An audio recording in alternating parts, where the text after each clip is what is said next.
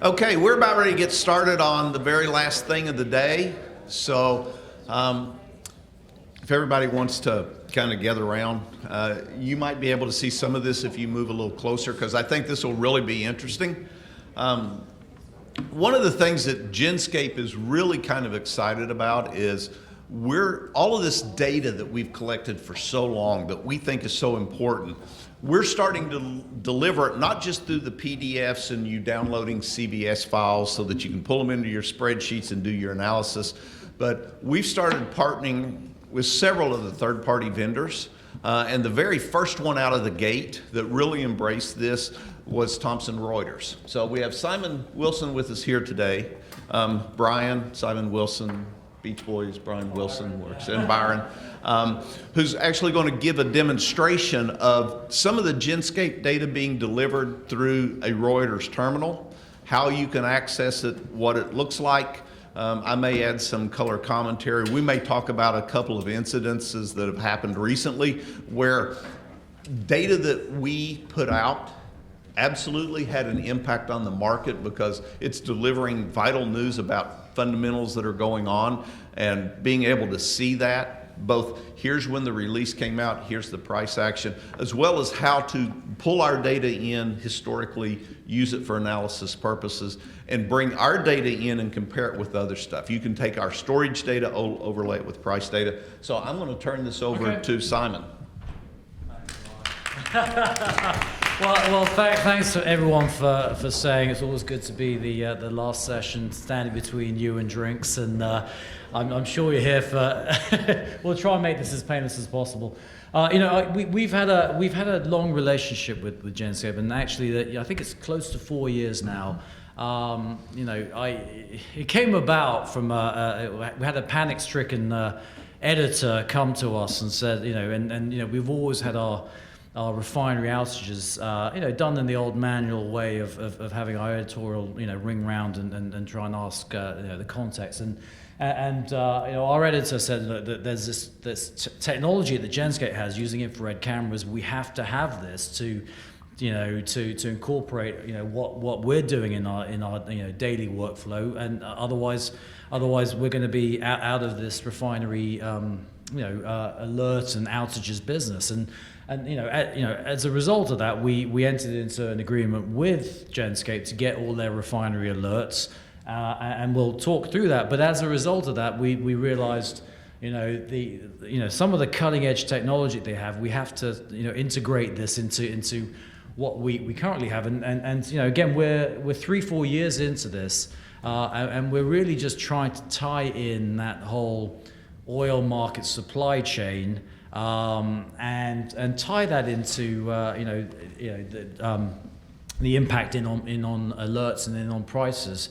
And again, this is work in progress. We welcome feedback, but it's starting to come together. When we did this 2-3 years ago, you could only see the refinery alerts and nothing else connected to it. But this is essentially, it's all the Genscape services that we've been talking about, both the alerts, the storage pipelines, as an example, if we look at some of the refinery alerts, it's okay. You can go to any of those refineries. We have an individual unique identifier for every refinery in the world. We just tag it through. Any of the alerts that come through from Genscape get tagged to those individual refineries. And then also our journalists take that information, provide context of what does this actually mean in the context of this refinery going out. And then that goes out to the news wires.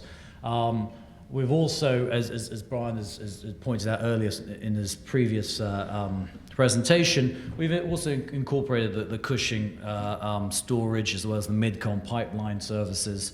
As Brian highlighted in his earlier presentation, is highlighting some of these pipelines. And as an example, you could have Seaway Twin, and then on the black line as well, the Trans-Canada Gulf Coast. So you could individually look at that, and if you hit flow history, all that historical data that comes in from Genscape, we'll get at it. But I think the other bit that we've also started to do is just take that data. And then if you went and had a look at, I've gone and created a formula, basically those two pipelines that I've just highlighted, and just add those two together, and then actually give you a view of Canadian crude oil from Cushing through down into the U.S. Gulf Coast.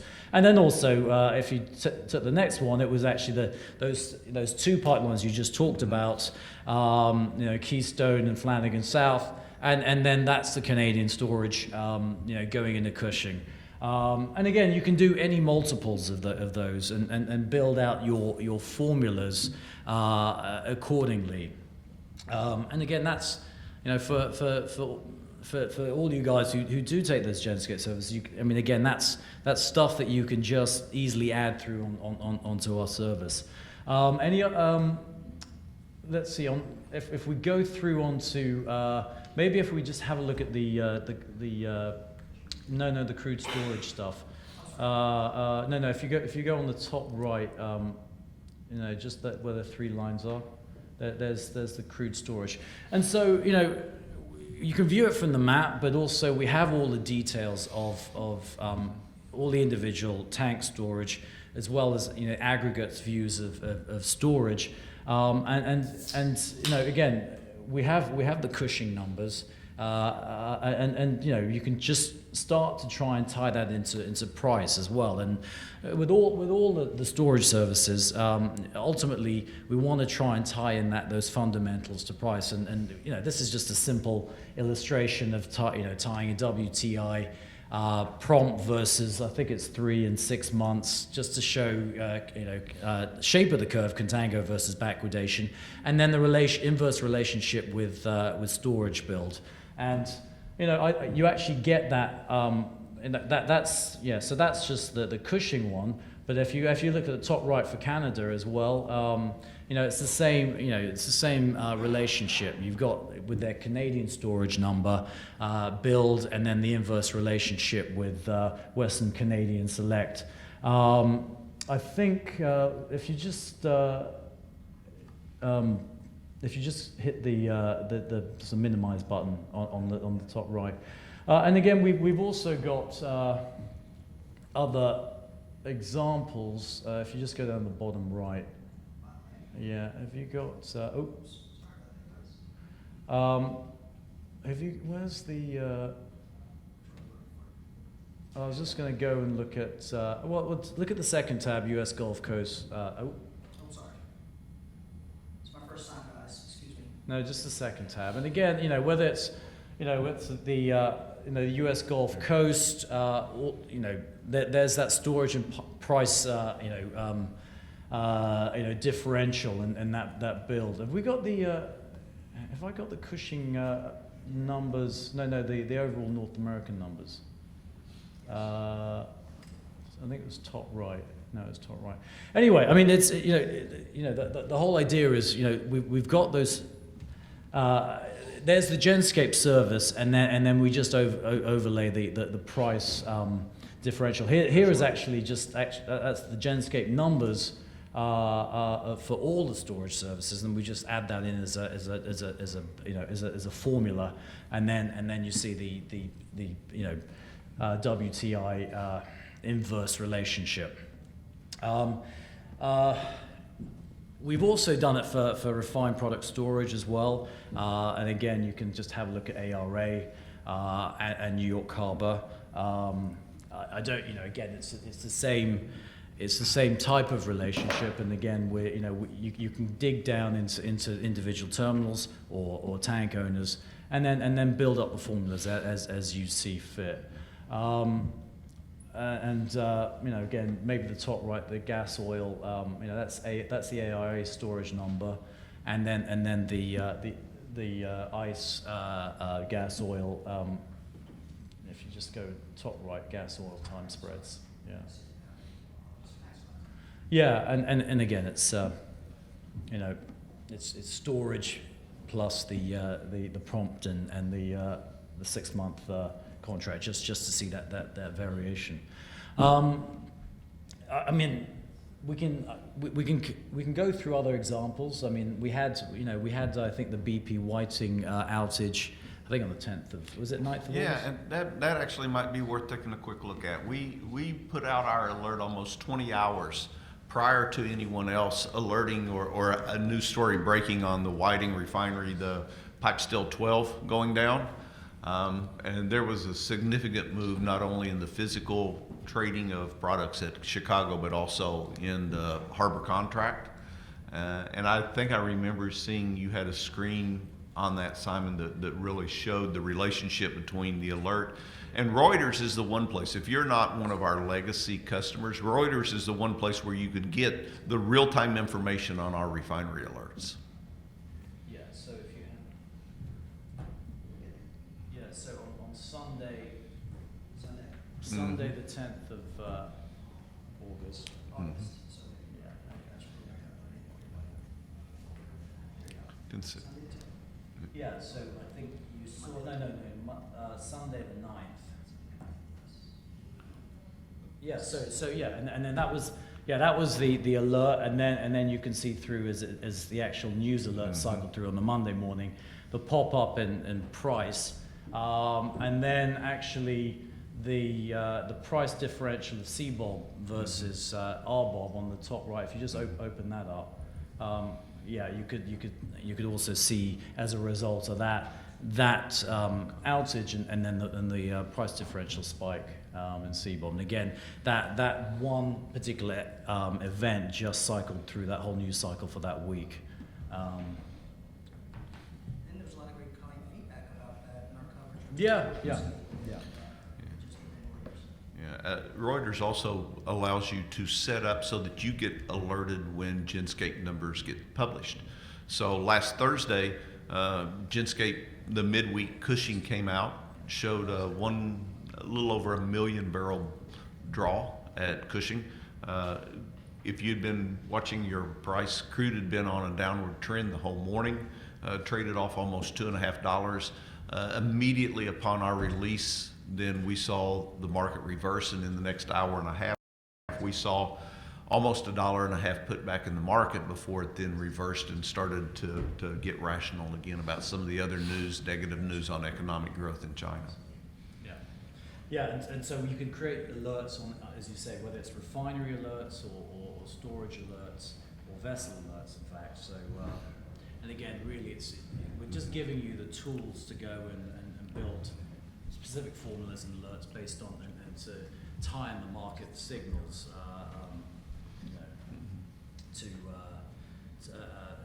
tie the fundamentals to the to price. Do you want, how do you want to carry on doing this? We have examples, but we can carry on looking at different examples, but it's it's more meant to be just a workshop. We can And where Reuters is set up just outside to the right.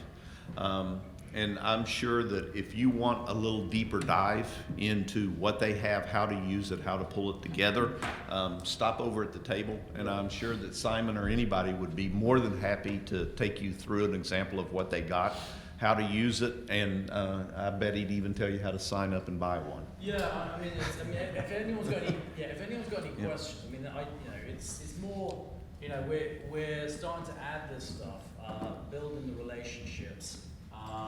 We've added storage, pipelines. We're going to add in the production from Spring Rock, and then also tie that together, across the whole supply chain. So again, this is work in progress. We can drill down to the tank or to the owner level. We can tie in formulas, between, as Brian was highlighting before, combination of pipelines, Cushing inflows, Cushing outflows, Canadian flows, and really try and build those relationships in. So, again, it's something that, again, this is stuff that we go and show our clients and really highlight the value of the Genscape data and services, rather than take it directly, integrating it through into our desktops with other data, pricing and services. So, Brian, do you want? We can carry on talking about more examples, but again, we don't want to get in the way of. No, I think we're okay. I think we've given a pretty good demonstration about what there's and what's available. And I won't be surprised if we have people who want a little deeper dive, and we can do that kind of one-on-one.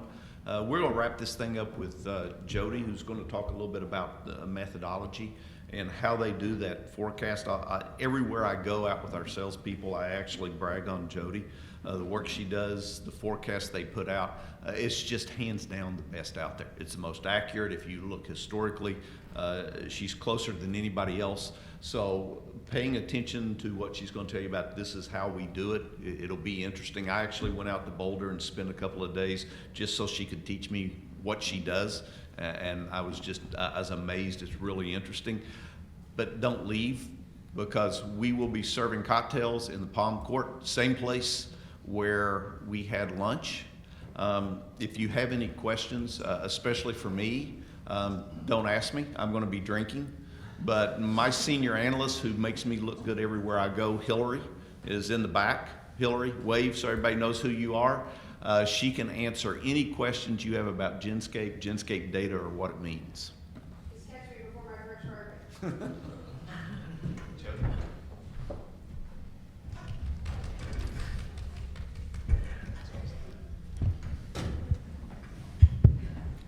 Take a little time to talk about Spring Rock's methodology, how we go about forecasting production, and what was behind some of the production numbers that we showed you earlier.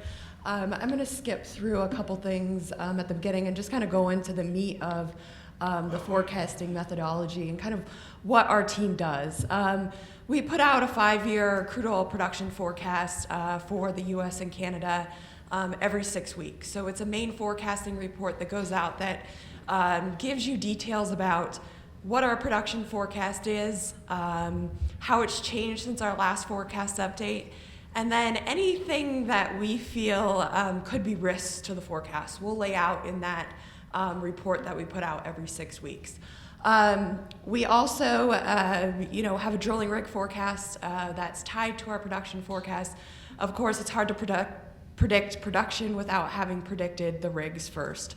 We also pride ourselves in providing quick updates to the production forecast. So not only are you getting that 6-week report that goes out, but every Monday you're getting an up-to-date crude oil production forecast based on how prices have changed around. So as I go through some of this forecasting methodology, you'll see that price is the first input into our model. So that has a big impact on what our ultimate production forecast is. So getting those updates every Monday is going to give you that most up-to-date production forecast that is out there. We also take into account how rigs are actualizing compared to our forecast. So if they're coming in significantly higher or lower than that rig forecast, we can adjust that on a weekly basis as well. So we really do pride ourselves in not only trying to put the most accurate forecast out there, but also providing you with weekly updates to that production forecast as the market is changing in real time. This is just to give you a little bit of context of our historical accuracy, where we've been, and what actual production numbers came out at. 2013, the green is our prior year December forecast, and then the blue is the actual forecast, or the actual production numbers that came out. So you can see 2013, we were on a little of the low end on our production forecast. We attributed this a lot to missing on the efficiency gain side of things. So the industry got a lot more efficient than we thought they were in 2013, and that's kind of where we attribute the miss to. So in 2014, we got really pretty aggressive in those efficiency ramp-ups, and we came out with a forecast in December 2013, and then went on a road show to visit a lot of our clients in New York. And we got tons of pushback on our production forecast, saying, you guys are crazy, you're way high, you're higher than all consensus is out there.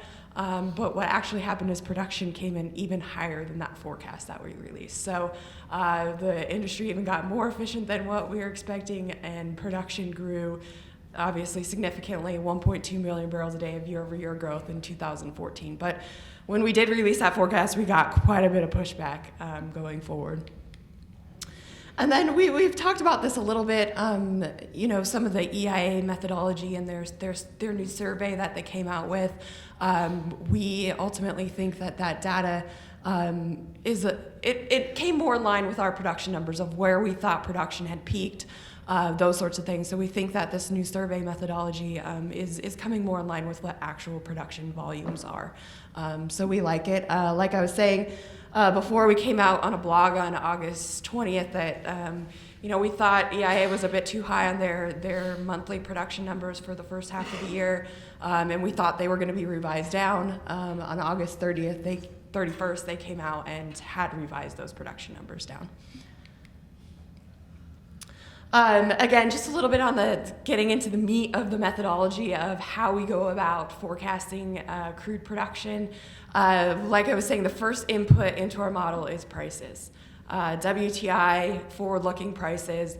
That then helps us to determine how many rigs will be operating in the particular locations based on the economics of those fields. So we're utilizing a lot of that economic information that we're collecting, those break-even prices, and what is price telling us that rig activity will be. We convert that into the number of wells that will be drilled based on an efficiency factor, which ultimately gives us our production outlook. So a very simplified way of looking at how we do things. Of course, there's a lot of detail and a lot of data behind all these boxes. The main source of data that we use is rig data for our historical rig information. That gives us a context of where rigs were operating. And then Drilling Info provides state well level production data for us. Basically, all the states have an agency that collects crude production for revenue purposes for that state. It's well level production data. Drilling Info basically collects all that data, puts it in a nice user format for us so that we can go through and analyze how wells historically acted, all of that sort of thing. So, and then of course we utilize a lot of Genscape's proprietary data to help us improve our forecast accuracy. So I'll go through some of that as we go through the presentation. But again, we utilize price as the first input, which helps us to determine a rig outlook, how many rigs will be operating in the US based on that price curve. It's not a straight up just putting in the price curve. There's actually on average, a 6-month lag between price signal and an ultimate rig impact. So we're utilizing a lagged WTI to help us to forecast actual rigs going forward. But there is a very, as you can see to the graph, this is for total US. We actually break it down into 48 different regions that we're analyzing, looking at this price to rig relationship, and then forecasting the rigs for each of those individual regions, which then ultimately rolls up to total US production. So this is that total graph, but you can see, the very strong correlation between price and that rig relationship. So that helps us to forecast, what we think is going to happen going forward. There are definitely factors that could impact this relationship, meaning that there's, at certain points in time, uneconomic drilling that goes on. Producers are trying to hold leases, or they might be under rig contracts that they don't want to break, so they're going to go ahead and drill wells even though it might not be economic at the time. So we try to follow some of that through what producers are saying, some of their earnings calls. So it's not all a regression against price that helps us to forecast rigs, but it's also following those producers and putting some of that and some of our expert knowledge about what we're seeing from the producers into the forecast as well. Then, once we have that rig forecast nailed down, we need to convert those rigs then into the number of wells that will be drilled. And we look at the historical relationship of what's gone on in that basin. How has that efficiency evolved over time?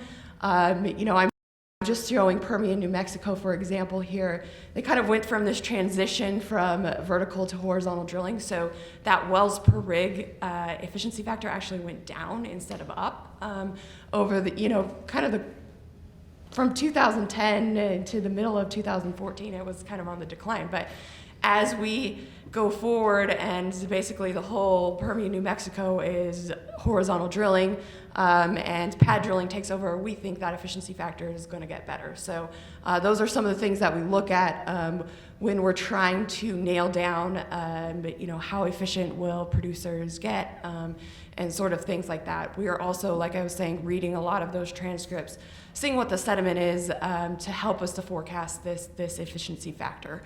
But that's definitely factored into the model to help us to determine how many wells will be drilled in the particular locations once we have that rig forecast. Oh, also, just to make a point, there's a 2 month period of time is assumed between well being drilled and then ultimate production from that well. So that's also factored into our model as well, that 2 month period of time that it takes to complete the well, get it flowed back, and turn to sale. Now, once we have the amount of wells that are going to be drilled in the areas, we need to assign an appropriate type curve to that well. So how is that well going to produce over its life? We start back in January of 2008 analyzing type curves. So and we do it by month. So every month is ultimately going to be different, but that helps us to determine, what the tail end of this production profile is going to look like, so that we can then put it back into our production forecast. So when we do our main forecast update, we're bringing in all the new state production data, and we're analyzing thousands of different type curves to then put back into our model. So how will these wells, act through the life of their well? This exercise also helps us not to determine how historical wells will continue to act, but also how do we place a well performance going forward? So how do we forecast that well or wells that will be drilled in that region? So we need to know how historical wells are declining plus how future wells are going to act. So evaluating those type curves helps us do that. Most type curves these days are fit to a hyperbolic curve. There's some still that are exponentially declining. A lot of that is going on in the Gulf of Mexico. But most are fit to a hyperbolic decline curve. And then, once we have kind of how the wells are declining, we also need to determine what the future IP rate will be for those wells that are coming online. So again, this is looking a lot at what historically has happened, and then, kind of what we feel is going to happen going forward. Will the wells get more efficient? How more efficient will they get? Things like that. As I was talking about earlier, the Permian is one of those areas that, we think there's a lot of more room to continue to see production rates ramp up. And, a lot of the data recently, we thought we were being very aggressive on our forecast for IPs going forward in the Permian Basin, but rates just continue to actualize even higher than what we are forecasting. So we're trying to be aggressive, but I'm not sure if we're being aggressive enough on this front because of some of the things that we continue to see in the Permian Basin. But once we have all that, so we have rigs, we have a forecast for rigs that turns into the amount of wells drilled, which we assign that appropriate type curve to those wells, those future wells that will be drilled, and ultimately that's going to give us a production profile outlook. So this is just an example of North Dakota and some of our assumptions behind there, and then ultimately our production forecast going forward. So you can see that, declines in North Dakota, they're steep. and the amount of new drilling that we're assuming in the forecast period, as well as kind of that flat IP rate, not a lot of improvement that we've seen, and we're not expecting a lot of improvement, is ultimately going to lead to production in North Dakota declining over the next couple years. So that was on our forecast methodology, how we come ultimately up with our production outlook. This is then adding on top of that, utilizing some of Genscape's proprietary monitoring technologies to basically fill the gap between state level data and today. So we have a lot of historical information up to date on crude movements across the US. When we correlate those crude movements, especially one area that we're doing that very heavily in is the Bakken. Genscape monitors about 90% of all crude movements out of there via rail and pipeline. When we correlate those movements to historical state oil production, the two are very, very highly correlated. So we can use that regression going forward to help us predict basically daily oil production that's coming out of the Bakken. This helps us to improve our forecast accuracy because we know what's going on today, rather than relying on state well-level production data that's 6 months lagged, and that's in a good case. We also, in the Gulf of Mexico and in the Permian Basin, we're utilizing gas pipeline nominations and correlating that against historical oil production. And in both of those regions, the two are very highly correlated because there's a strong ratio between oil and gas production that's coming out of those reservoirs. So when we use that regression, that helps us to get more up-to-date data on those two regions. So what we're seeing here is the Gulf of Mexico, that top line. You can see the BOE MRE actual data for the Gulf of Mexico, as well as that pipeline estimate, and then that stacked up against our forecast. So it gives you an indicator, and you can look at it on a real-time basis of how production is coming in compared to our forecasted values, whether it's coming in higher or lower, and then where the difference might lie in that. The bottom is we also can track several individual platforms and production data from those platforms. So this is Thunder Horse, and you can see they took about a month-long maintenance in May, and we were tracking that pretty closely. So you can see not only when the maintenance happened, but the crude oil production that was offline for that maintenance event. And then just to kind of wrap things up and bring this all together and how to utilize our data and what is our value proposition that we're trying to bring to the table. We're trying to provide the most accurate production forecast in the marketplace. And that production forecast can be utilized to put into supply-demand models to ultimately predict price. We think that the timeliness of data analysis and customer communication is key to adding value. So we're very apparent with what our forecast methodology is, what lies behind it, and there's always this interaction between us and our clients that we have to basically convey what is behind that forecasted number. So we're not just putting out a value, but we're also putting out a lot of our assumptions behind that value as well. Our forecasts indicate what will happen utilizing current price and well economics. So we are relying on the price strip to give us that ultimate production outlook. So, it could indicate that, the forward curve is wrong and that the market can't handle all this production that we're expecting to come to the market. So it ultimately needs that the forward curve needs to shift down to shift down that production outlook as well. So that's another value that we think we bring to the marketplace. And then only dynamic forecasts can improve overall accuracy and extend the degree of insight into the future. So being able to provide those timely updates on a monthly or on a weekly basis every Monday based on how the market is changing, provides you that data point to integrate into your models and is more of a real-time basis, as well as some of that real-time information that we're utilizing from Genscape to help improve our forecast accuracy because we know what's going on today. And then I'll just kind of leave this up here, but it's basically the Spring Rock crude oil offerings. There's a monthly report, as I was talking about, and then several supplementary reports that come out on a Monday, every Monday, that give you those real-time updates of what's going on. Not only is it a PDF package, but you also get an Excel data sheet that has all the data contained within it, as well as a lot of our assumptions behind the model. So, and that is it. So if there's any questions, I would be more than happy to answer any of them. And if, yeah, go ahead.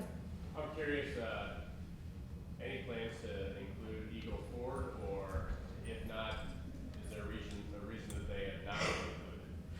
Yeah, so I mean, ultimately we're covering the Eagle Ford. It's contained within our South Texas oil forecast. The thing that makes it hard is that a lot of the data that we look at is by district. So, we have well level production data, but a lot of it is contained by district. And the data that we look at is not very good about indicating what reservoir it's going after. So, some does have it, but not all of it has it. And so that makes it tricky to say, okay, this is an Eagle Ford well. We're more interested in total production from that area rather than focusing in on kind of the reservoir that it's coming from, because it can be kind of muddied, especially when you get down in that area, and they might be drilling in the Eagle Ford, what's considered the Eagle Ford or the outline of the Eagle Ford, but it might actually be targeting a different reservoir that's not named as the Eagle Ford.